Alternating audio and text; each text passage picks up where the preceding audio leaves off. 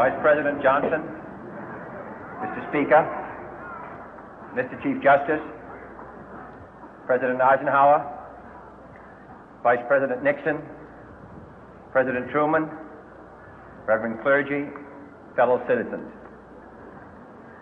We observe today not a victory of party, but a celebration of freedom, symbolizing an end as well as a beginning, signifying renewal as well as change. For I have sworn before you and Almighty God the same solemn oath our forebears prescribed nearly a century and 3/4 ago. The world is very different now, for man holds in his mortal hands the power to abolish all forms of human poverty and all forms of human life. And yet the same revolutionary beliefs for which our forebears fought are still at issue around the globe.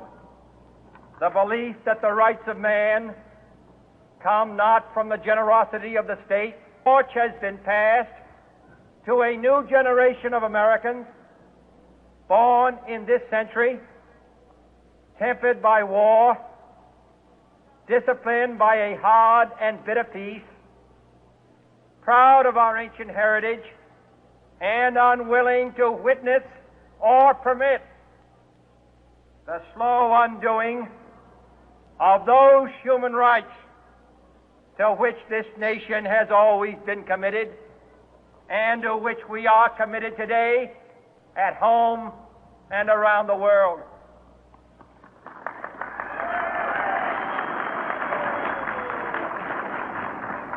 Let every nation know, whether it wishes us well or ill, that we shall pay any price, bear any burden, meet any hardship, support any friend, oppose any foe to assure the survival and the success of liberty.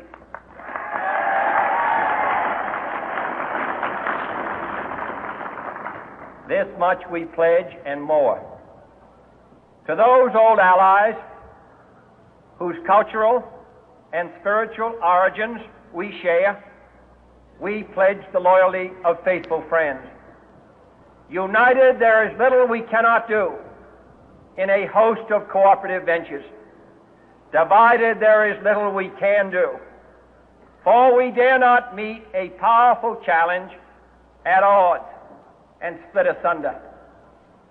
To those new states whom we welcome to the ranks of the free, we pledge our word that one form of colonial control shall not have passed away merely to be replaced by a far more iron tyranny. We shall not always expect to find them supporting our view. To those people, not because the communists may be doing it, not because we seek their votes, but because it is right. If a free society cannot help the many who are poor to convert our good words into good deeds, in a new alliance for progress, to assist free men and free governments in casting off the chains of poverty. But this peaceful revolution of hope cannot become the prey of hostile powers. Let all our neighbors know that we shall join with them to oppose aggression or subversion anywhere in the Americas. And let every other power know that this hemisphere intends to remain the master of its own house.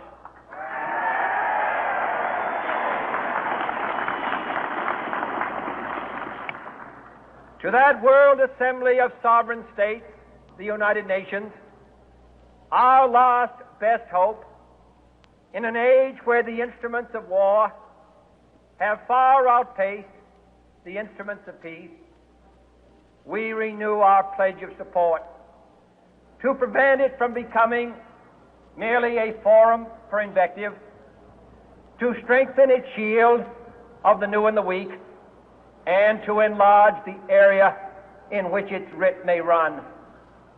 Finally, to those nations who would make themselves our adversary, we offer not a pledge, but a request that both sides begin anew the quest for peace.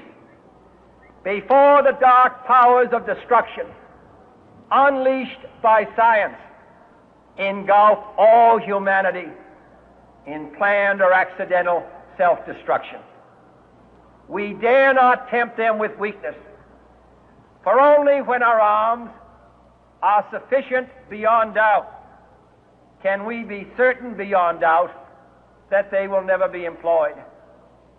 But neither can two great and powerful groups of nations take comfort from our present course, both sides overburdened by the cost of modern weapons, both rightly alarmed by the steady spread of the deadly atom, yet both racing to alter that uncertain balance of terror that stays the hand of mankind's final war.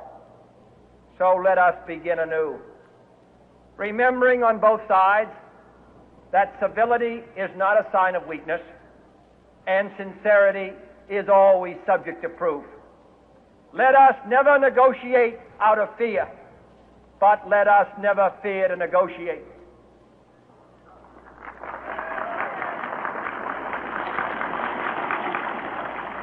Let both sides explore what problems unite us, instead of belaboring those problems which divide us. Let both sides, for the first time, formulate serious and precise proposals for the inspection and control of arms, and bring the absolute power to destroy other nations under the absolute control of all nations.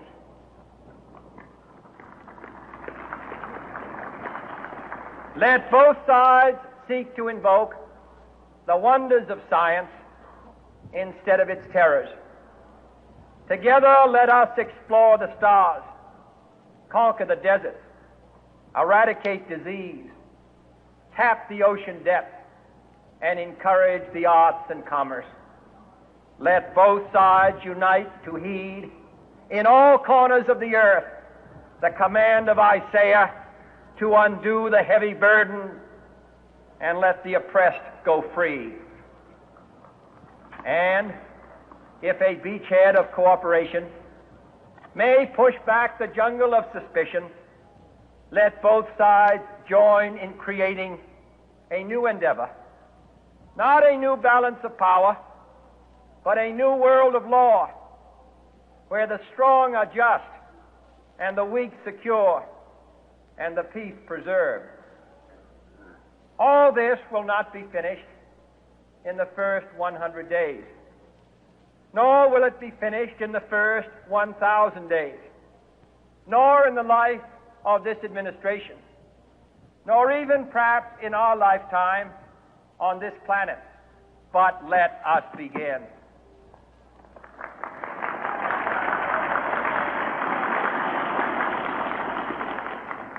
In your hands, my fellow citizens, more than mine, will rest the final success or failure of our course.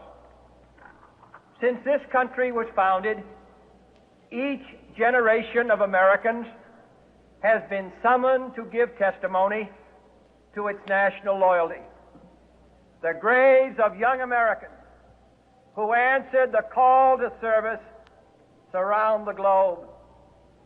Now the trumpet summons us again, not as a call to bear arms, though arms we need, not as a call to battle, though in battle we are, but a call to bear the burden of a long twilight struggle, year in and year out, rejoicing in hope, patient in tribulation, a struggle against the common enemies of man, tyranny, poverty, disease, and war itself? Can we forge against these enemies a grand and global alliance, north and south, east and west, that can assure a more fruitful life for all mankind? Will you join in that historic effort?